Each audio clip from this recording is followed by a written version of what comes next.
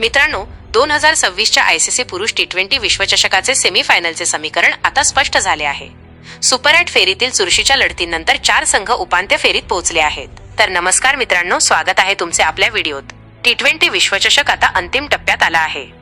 पहिल्या गटातून आफ्रिका आणि भारतीय संघ सेमीफायनलसाठी पात्र ठरला आहे, तर दुसऱ्या गटामधून इंग्लंड आणि न्यूझीलंडने बाजी मारली आहे.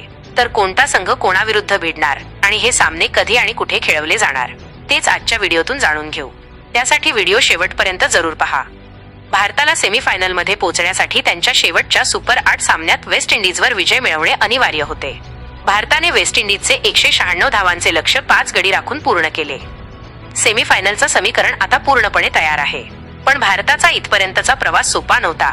शेवटच्या सुपर 8 सामन्यात वेस्ट इंडिज विरुद्ध करो या मरोची स्थिती होती.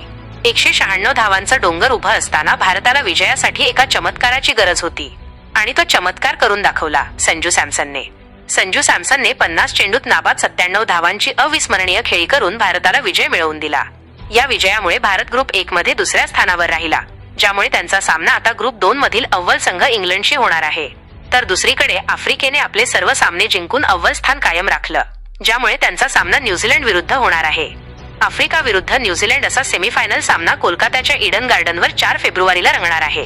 त्यानंतर दुसरे सेमीफायनल भारत विरुद्ध इंग्लंड यांच्यात मुंबईच्या वानखेडे स्टेडियमवर आयोजित करण्यात येणार आहे. हा सामना 5 फेब्रुवारीला होणार आहे. हे दोनही सामने भारतीय वेळेनुसार संध्याकाळी 7 वाजता सुरू होणार आहे. चाहत्यांना हे सामने स्टार स्पोर्ट्सच्या सर्व चॅनल्सवर पाहता येणार आहे. तुम्ही जिओ हॉटस्टारवर देखील लाईव्ह पाहू शकता.